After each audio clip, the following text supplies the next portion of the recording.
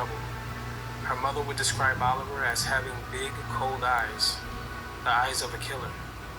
Eddie Marrero, a super to the building Oliver lived in, described him as a mean drunk with a short fuse. Before Galena knew it, she found herself knee-deep in an abusive relationship. She began showing up to work with visible bruises on her face and dark circles under her eyes. Now see, She was abused this here and couldn't is sleep under all this a pressure. YouTube channel, In Evil 1994, Intentions. Galena pressed charges against Oliver after he beat her and threatened to kill her while the two lived together in New Jersey. He spent 2 nights in jail, but Galena dropped the charges. When Oliver made his way back to New York City, Galena helped him find a new place to live and even told Oliver's new landlady that he was a wonderful man. Galena was trapped in an endless cycle of abuse and forgiveness, and every time she forgave Oliver, it would prove to be a mistake. In February of 1995, Galena grew sick and tired of the abuse and tried her best to get away after Oliver struck her in the face with a vacuum cleaner pipe, opening a gash above her right eye that required 22 stitches to close. She took her daughter and she fled to California after quitting her job. But the connection between the two of them kept drawing her back in, and she was right back where she started. Either way, Galena didn't have a choice. Oliver flew all the way to California to make sure he brought her back to New York. I know. And see, that's my point. This is the lie that we have been sold here in America for the so-called diversity bills and the diversity policies that have welcomed in the last 30 years millions and millions of legal foreigners who came here legally through legal immigration and worked very hard to get here too. Let me add that. And went through a whole lot of sacrifice to get here too, and worked hard and studied hard and everything to get here. Let me add that. But also the many, many millions more, tens of millions more, at least 30 million more that have come across the border. And the reason it's allowed is twofold. Number one, the countries that they're coming from allow their citizens to come here and illegally immigrate because it's big money. Illegally immigrate because it's big money. TPS money coming back for them, all kinds of money given to them by the government for, to work together to eradicate cartels and the drug problem or the child trafficking, sex trafficking, human trafficking problems, drug trafficking problems. But it's all a lie because, in fact, they're all making money off of it. It's a lot of corruption that actually generates and moves all of this because there's a lot of money being made off it. And my thing is, do what you do, but leave the kids out of it. I mean, I'm not DEA. That's not my job, and I'm not trying to sit here and waste my life trying to stand against something that makes so much money that they would just simply kill me to shut me up and silence me. No. My thing is that it's reached a point in a level, like I said, I grew up here before all of these drugs flooded, and the folks who bought it here, manufactured it, and sold it here, and all of that, and supported the drug trade or came with their families, invited all their families, whether they were in the drug trade or not, and looked the other way on all of the horror and the violence that goes along with the drug trade. I stayed silent on all of that because, as I said, I'm not DEA. That's not my job. You know what I'm saying? But there was always an unwritten and unspoken, and sometimes it was spoken, openly spoken code, that kids were left out of it. Kids, and also pregnant women too. Pregnant women and children left out of it. Or if there was beef or something, it was business beef. It was not go and attack people's whole families. Now, I'm not going to say it didn't happen. I'm not going to say there were not black drug gangs that did violations. There was one in particular that the uncle had his own nephew kidnapped to try and extort his drug dealing brother or nephew, something like that. So yeah, this horror that goes along in the drug game. But I could say this, all of this extreme third world violence that is like becoming everyday, where it's actually becoming to the point where it's like so horrifying that you have actual people making money off of it. For example, this podcast, Evil Intentions, this YouTube channel, and they're not the only one. I'm not trying to single them out and say that they're doing something bad. He's trying to do something good and highlight information of crimes that have gone on in the community, especially the Bronx and New York, But the problem is he doesn't go back far enough. This young man who does these broadcasts, he looks like he's maybe 30, 35, maybe 40 at best. He sits there and looks very sleek, well fed. He looks like, quite frankly to me, like a first generation anchor baby. Like, maybe his parents snuck across the border or his grandparents. And he's a American citizen and very comfortable sitting here detailing all the horrors that go along with the drug trade. It came from the drug trade and the extreme violence that goes with the drug trade, which then they decided to bring along the sex trafficking trade, the child trafficking trade, and the human trafficking trade in addition. And so all the horrors, the extreme horrors of that is what they people brought along with them, and the Africans too. The Africans and the Arabs who produce the heroin in the Golden Triangle are equally guilty. Because see, it's one thing to come for a better life, and it's another thing when the way you coming for a better life is by being vampires and preying and being vultures on the population that is there, with one hand asking for help and the other hand stabbing them in the back and trying to blanket and drown their communities with drugs to get everybody's children. It started in the black communities. They don't give a fuck about the black people. Every one of these folks come here don't give a damn, because they come here and happily step on our necks to work together with the white folks and be a part of the system. And none of them came rushing over here when we were enslaved or when it was time to fight the wars and the battles to free the slaves or for civil rights. They don't even fight for wars and battles or fight their own battles in their countries. They run and they don't fight for themselves, their communities, their families, or their countries in their country. And then come over here and want to become very aggressive with the Americans who welcome them in. And make no mistake about it, the ones who mostly welcome them in are the whites who feel guilty because their ancestors owned slaves. And they want to do something to do good as the liberals and so on. And make no mistake about it, conservatives are guilty too because they benefit from the system and don't do anything to change it, no matter what their particular rhetoric of their position and their philosophy may be.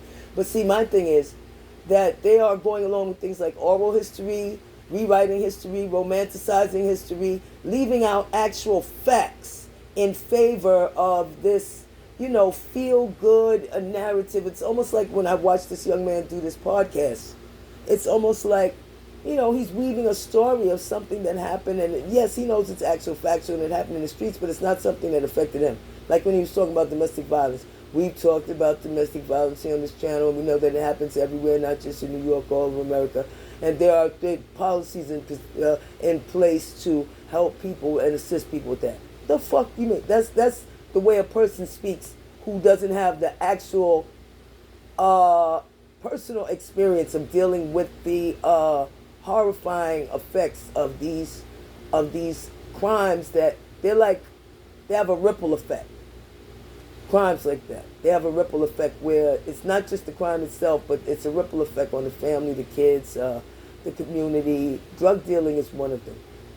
Child trafficking, human trafficking, drug trafficking, sex trafficking. Those are crimes that are against humanity, where I understand do what you do and you got to make money, but when you actively target a population of their women and their children for things like drugs or targets of abuse and violence, and at the same time talking about you coming for a better life, well then you're being a predator. You're preying on the population, and see, that's violation. And I violate violators, and I prey on predators who think they would prey on me or my kids. See, that's my kids out there too, that they are trying to market the drugs to. Now, see, when I grew up, that was a no-no. You would see people out there doing what they do, but they left the kids out of it. And if a kid came to buy something, they ran them off. A pregnant woman came, they ran them off. No. You don't do that here. No, the kids, what? You get out of here, kid. What you talking about? Now y'all are marketing to our kids. Yeah, fuck y'all. You come for a better life by trying to get a whole population hooked on drugs so you can make a lot of money and work with the white folks who are allowing it in so that they can have a better life by having permanent servants and permanent slaves here, a permanent grateful servant population. See, the thing is, they have an obligation to the slaves and the descendants of the slaves. They don't want to honor that. Instead, they want to come up with this feel-good philosophy that we all have an obligation. No, that's their guilt that they feel for what they've done to the black Americans. here, you know, that we had to fight for every single thing, whether it was to even be able to read, write, or learn. And were given begrudgingly. Everything was given begrudgingly and with attitude. Unless we were slaves and then, we took less, had nothing, and were abused. And you have to realize the descendants of all those people did those things with those philosophies. They're still here. Some of those people who have those philosophies still here. Some of them even the liberals. And their thing is, the blacks need to stand in their place. Working for us and in our businesses, being nannies to our children, cooking for us, driving us around, taking care of us. And whatever happens in their neighborhoods, well, they're just animals. And guess what? Some of our people were bred to be that way. And others, y'all are importing people who are very comfortable with that kind of abuse and have already been brainwashed and brainwashed to stay silent in their own countries. So now you want to import them over here to stay silent over here while y'all swerve around and avoid all of the horrifying abuse and the humanitarian crisis that's being visited upon my people for the last 500, 400 years. When you add up 300, 400 years of slavery plus the 100 years of the slave, 60 years, 50, 60 years of slave breeding, plus another 50 years of systematic racism and policies set in place to keep black people, to prevent black people from accumulating intergenerational wealth, land, property, and businesses. Huh? Oh yeah, that's a humanitarian crisis. And while you're busy talking about how sad it is, all of the oral history you're told by people who come from countries where they bring drugs over here and lie their asses off and cover up for those drug dealers, even the ones who are not doing it and look the other way, well trained to do that, out of fear or just allegiance or money, plato or ploma, the silver or the lead, out of that kind of philosophy. Y'all forgot about places like Chicago and New York where the humanitarian crisis of black people being killed and killing black people and being killed by their own, and they'll just say, oh, well, they're animals. But you don't say that about the foreigners coming here who are killing their own and their people are running from them too. Yeah, you have a responsibility because you bred some of our people to be that violent, and the rest of them beaten to submission, your ancestors beaten to submission, to accept that kind of philosophy for hundreds of years, and now it's supposed to be undone by a snap and a presto? No, I don't think so. We're going to court just like the foreign citizens who you're welcome to come here and tell us, black descendants of the black slaves, that we are obligated to support them financially and take care of them. We have an obligation for a humanitarian crisis in their country that we had nothing to do with, but y'all white folks in charge had plenty to do with. We didn't. We were over here trying to get out from under the humanitarian crisis that y'all white folks visited upon us and our ancestors here with slavery, slave breeding programs, and all the systematic racism afterwards, and denial of opportunities for intergenerational wealth, So miss me with the bullshit. We'll be seeing you in court. Y'all, yeah, I know y'all don't like a smart black person. That's funny, Don't want us to be educated because I guess then that's when, an educated person realizes all of the abuses and is able to actually formulate a plan and a strategy to combat that and to a strategy to eliminate that, And y'all don't like that, do you? Well, that's too damn bad. You're not going to take from us Americans and from black communities and violate our communities, fill them with crime and drugs, and then talk about black people are bad. Miss me with the bullshit. Y'all who did this in our communities, y'all white folks and y'all foreigners who benefit off of it, and the blacks here who go along with it. Yeah, they're bad. Even in my own family, there was some. Yeah. My cousin Michael was a gang leader. The first gang leader I ever saw, before y'all get ready to talk about racism, the first gang leader I ever saw was my cousin Michael. First time I ever saw a gun was in my cousin Michael's hand. First time I ever saw drugs was in my own family. First time I was ever given drugs was by my cousin, Thomas Renee Samuels, and also by Sheba's cousin. What was her name? Oh, goodness. Phyllis. Sheba's cousin Phyllis. Yeah, and my family violated me, and I'm not going to let y'all violate my kids. Because, like I said, do what you do, but leave the kids out of it. And y'all didn't leave the kids out of it, and you damn sure didn't leave my kid out of it. So now that's why I'm stepping into it. Miss me with the bullshit. Come see me and tell me anything about it anytime.